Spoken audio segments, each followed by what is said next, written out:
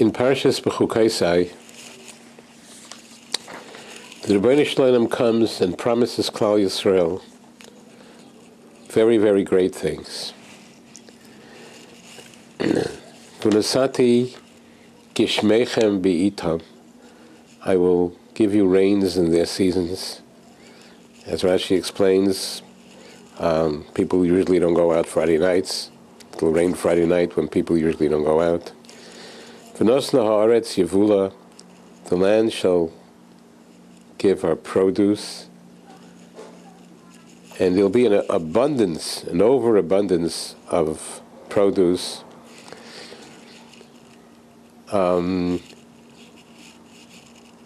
V'shaftem lo vetach bi'artzachem, and you will dwell in safety in your land. V'nosati shalom ba'aretz, beautiful brachos, I will give peace in the land. U'shchaften, when you lie down, v'ein machrid, none shall make you afraid. You will chase your enemies, u'redaftem es oivechem, v'noflu oivechem lefnechem lechorev, your enemies shall fall before you by the sword, etc., etc. Incredible brachos. Now, what does Klal Yisrael have to do to be privileged to attain these wonderful, wonderful brachos? So the pasuk begins, Im bechukosai telechu. If you walk in my statutes, which Rashi interprets according to Chazal, Im bechukosai telechu means Shetiyu amelim b'Torah.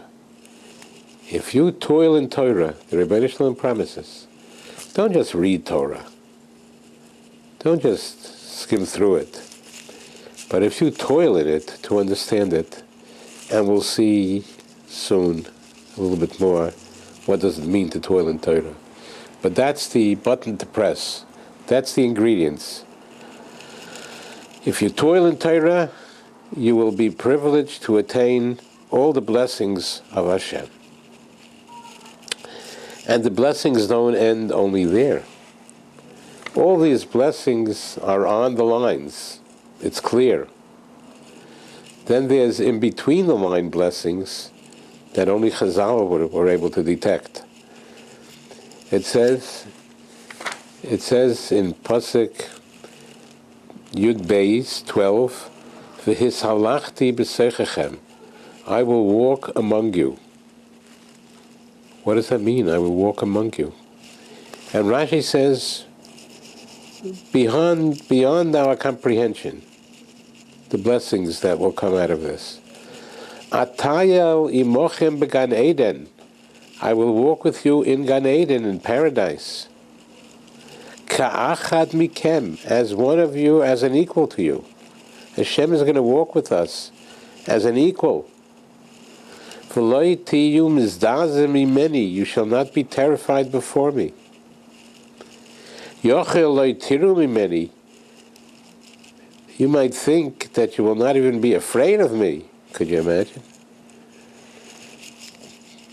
We might think that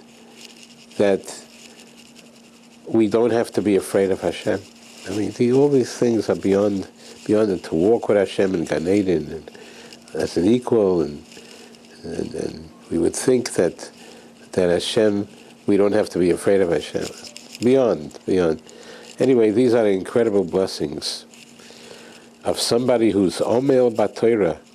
If somebody toils in Torah, then he's privileged to all those blessings that we mentioned on the lines, and also in between the lines, the way the Chazal bring it out, which is way beyond our means of comprehension. What is the meaning of toiling in Torah? I would like to mention a few things that I was privileged to hear from my Rebbeim. The great Goyin in Tzaddik, Reb Henach Leibowitz, Zechat Tzaddik Levracha, he once told me, I think he told it to me personally, that when he was making up his shiurim, he was mechadesh his chedushay Torah.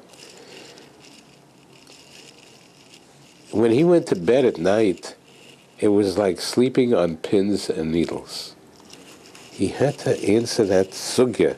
He had to answer that whole piece of Torah that he was working on, and he was like on pins and needles. That's the language he said to me, pins and needles. Another incident, which I think is brought down, that Rabban Kotler, Zecher Tzaddik Livrocha, he had his little office where he learned right near the Beis Medrash of the yeshiva. And we could all see him when we walked by, could all see him learning. And one day, he got up and he started to dance. He started to dance, and nobody could figure out what is going on. And during his dance, he called over the boy walking by, and he said, listen to this bacha here. Listen to this person here. I want to tell him over something that I just thought of.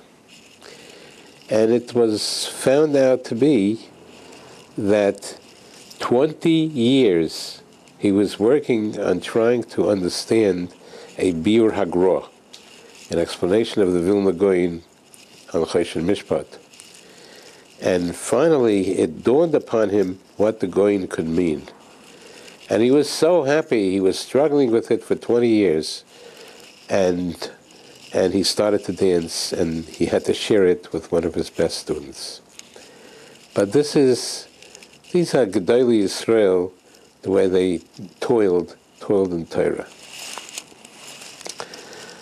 I also remember speaking with another Gaon, Gaon Reb Leib Malin Zecher Tzaddik Livrocha from the Beis HaTalmud. And he once told me, a person can learn 24 hours a day and not really be immersed in Torah. And he could learn 1 hour a day and be immersed in certain Torah. In other words, the 24 hours a day he was learning, he was reading, but it wasn't really being immersed in Torah. 1 hour a day where everything is bothering him, he must find a solution to all the problems in the Gemara, that in 1 hour a day he could be totally immersed in learning. Here we see a little bit the meaning of toiling in Torah. Chazal tell us that we can learn from Yaakov Avinu the meaning of toiling in Torah. It says in the Torah, in Bereshis, it says, Vayishkav b'mokim ahu.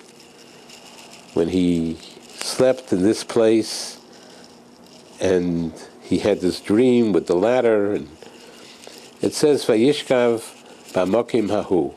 He slept in that place.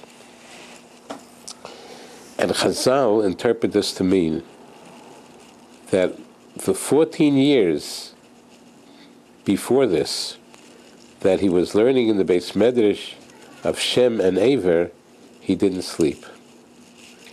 He didn't sleep, and the Mefarshim explain that he didn't sleep in a bed, in a mito kavua, but he just dozed. He just dozed off a little bit, but he didn't go to sleep in bed. Now that's toiling in Torah. Reb Chaim Shmulevich Zecher Tzaddik Livrocha adds a new insight into this. He says that it says Vayishkav b'mokim hahu, but implying that he slept in that place, but he didn't sleep in while he was in Shem ve'eva in the Beis Medrash learning. How did he sleep in that place?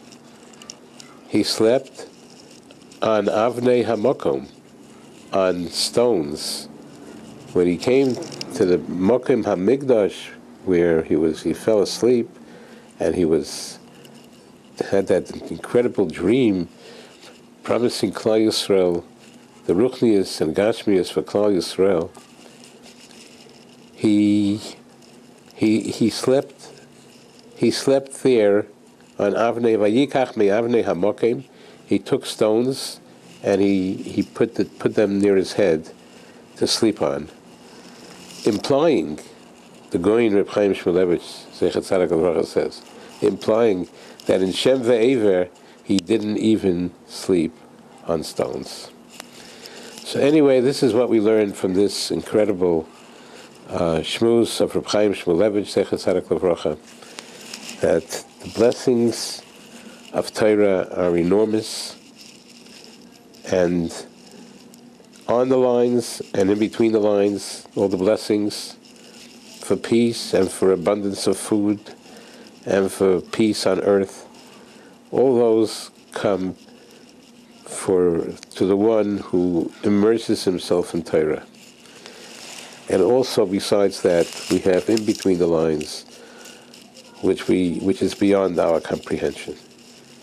The Eibishter should help us. We should take an example from all these Gedolei Yisrael who gave it all their koyach to toil in Torah, and in their schus we should all be zeicha to all the brachas of Parshas Bechukosai. Amen v'amen.